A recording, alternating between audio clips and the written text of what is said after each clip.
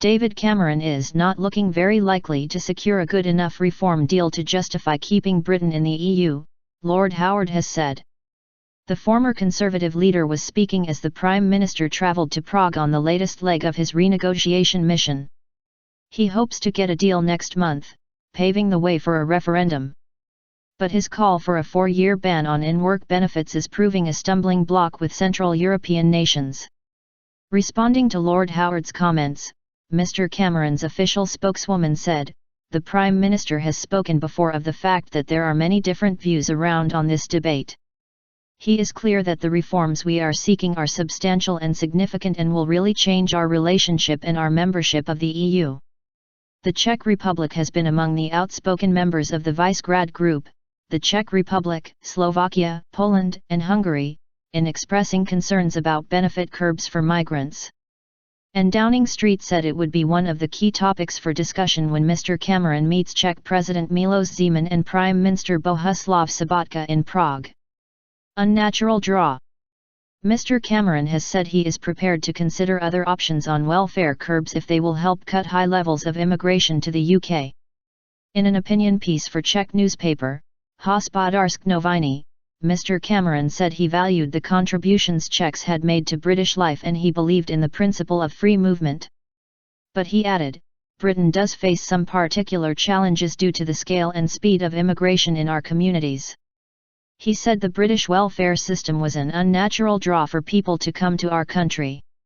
For example, because of Britain's generous in-work benefits system, a graduate from the Czech Republic could be financially better off stacking shelves in a supermarket in Britain rather than undertaking skilled work in the Czech Republic. That doesn't make sense for Britain or for the Czech Republic. Wait and see. The Prime Minister's other reform demands include cutting excessive regulation and allowing the UK to opt out of further political integration. If he can get agreement from the 27 other EU nations at the next European Council summit on 18 and February 19, he is widely expected to hold a referendum in June. But his former political mentor and predecessor as Conservative leader, Lord Howard, said he would be surprised if Mr. Cameron came up with a deal that would convince him to back the UK's continued membership.